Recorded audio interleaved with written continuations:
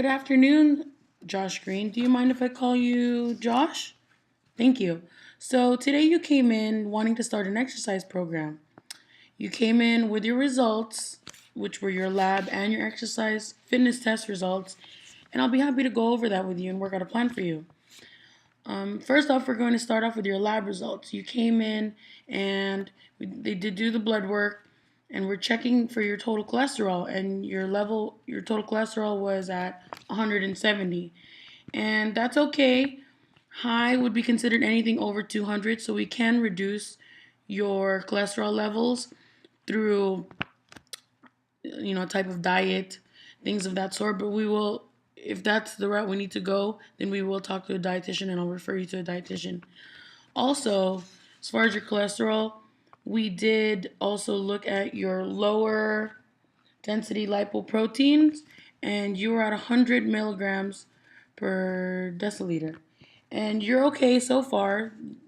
Your levels aren't too high there. And those are the bad proteins, the bad cholesterol. So those are the ones that we want, obviously, your numbers to be lower than what it comes off as.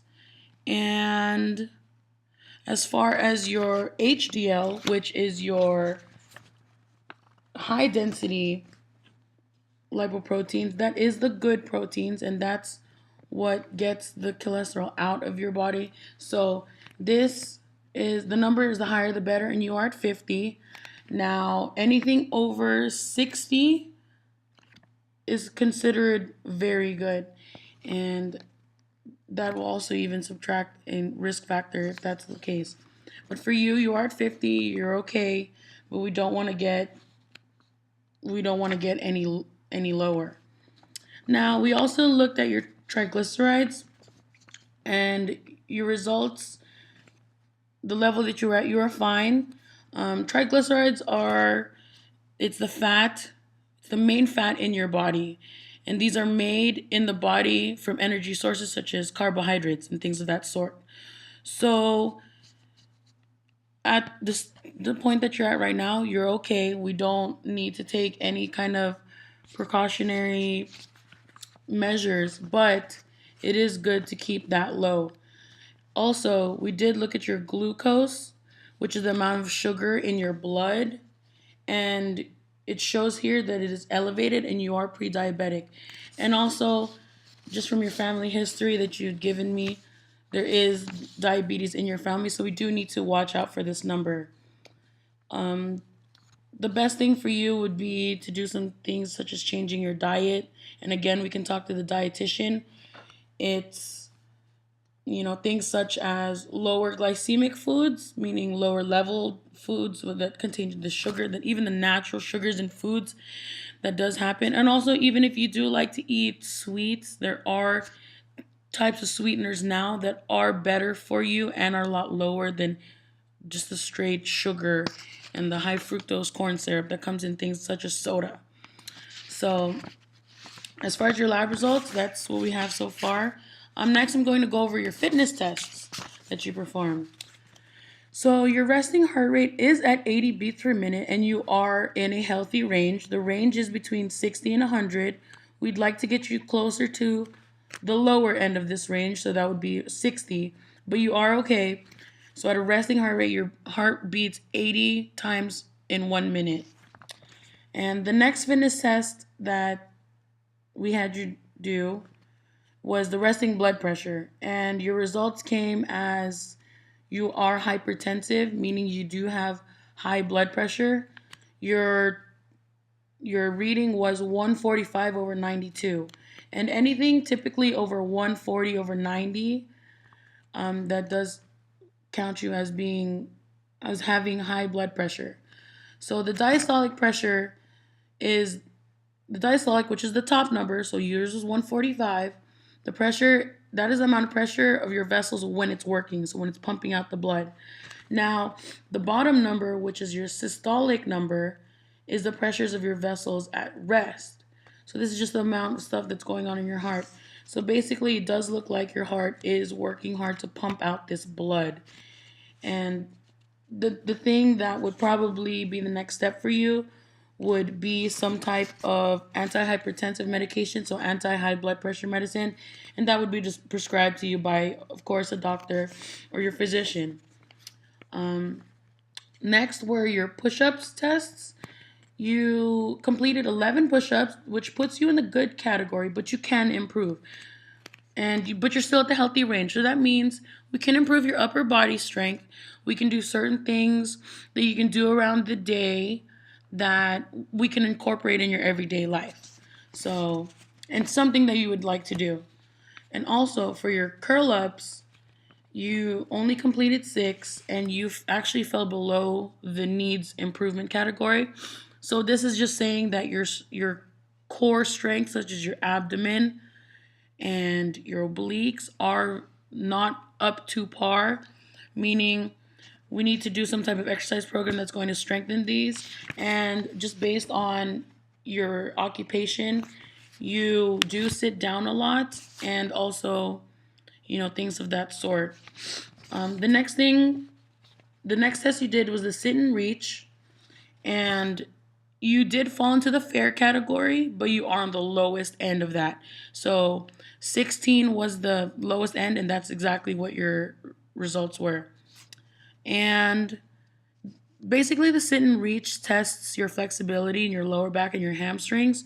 So again, we can prescribe you a type of exercise program that is going to enhance your flexibility, that's going to allow you to perform better at this test when we do redo these tests, just to see how much your progress has come since these results.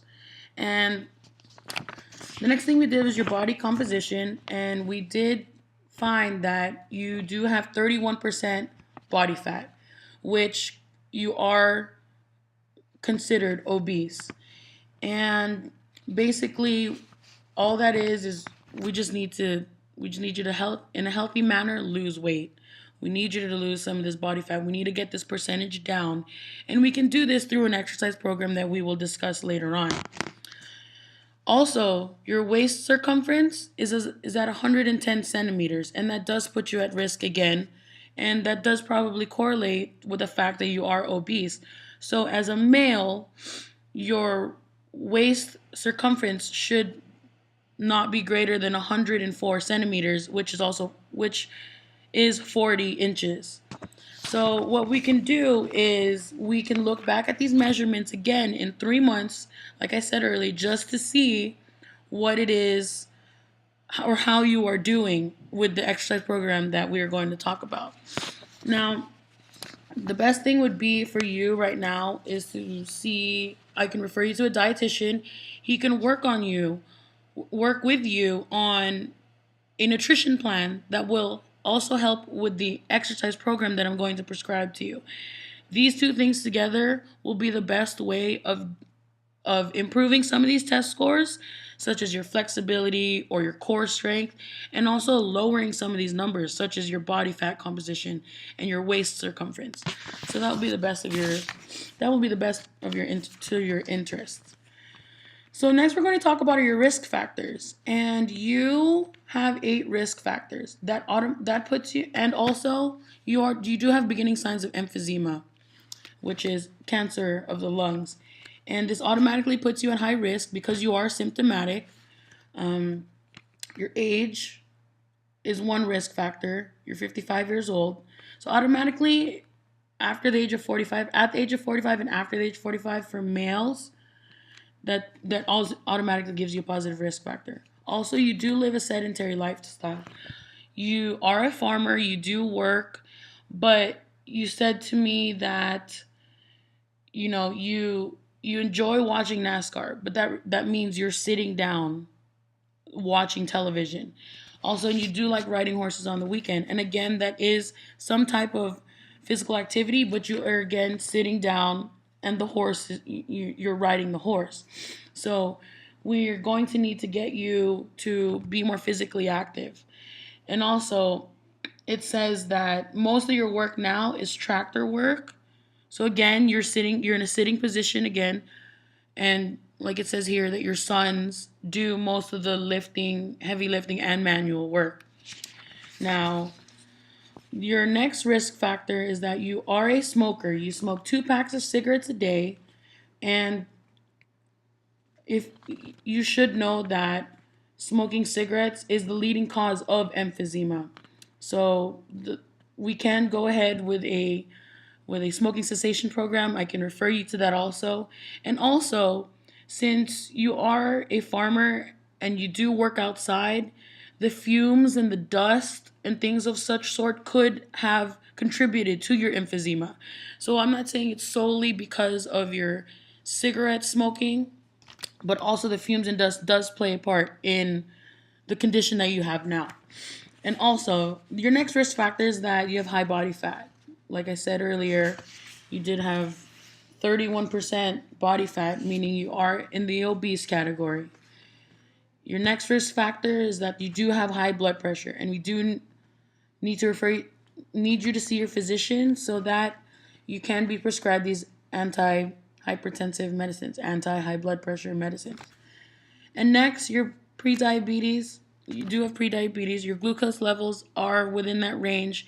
You do have that family history. So we really need to watch these levels and be careful because you're more prone to it because it's already been in your family. We need you to take the measures in your own hands as far as figuring out a healthy diet that can help you reduce these levels. And the next thing is, like I said, you do have the emphysema and also the history of the diabetes.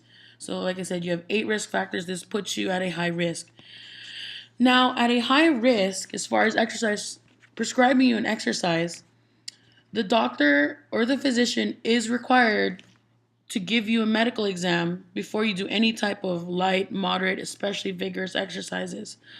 Also, the supervision of a doctor is needed during these exercise tests just for your own safety, just to make sure that since you do have all these risk factors, that you won't get hurt, you won't be injured, you won't have some type of problem during these tests. Because again, you do have the emphysema, and some of these tests do require you to exert a certain amount of effort where you begin to start breathing heavily, and it also says that you do have a shortness of breath. So basically, as far as exercise testing, we can prescribe you. I can prescribe you a program here that is going to fit your lifestyle. So basically, like I said, you do have the emphysema and you do have shortness of breath. So we have to watch that and make sure that we don't do anything that's going to put you at danger of your own health.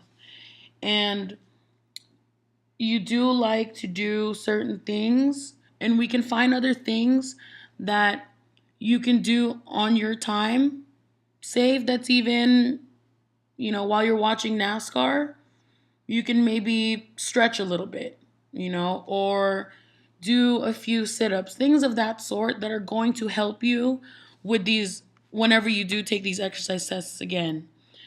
So basically, that's everything I have for you today. Do you have any questions for me? Okay, thank you.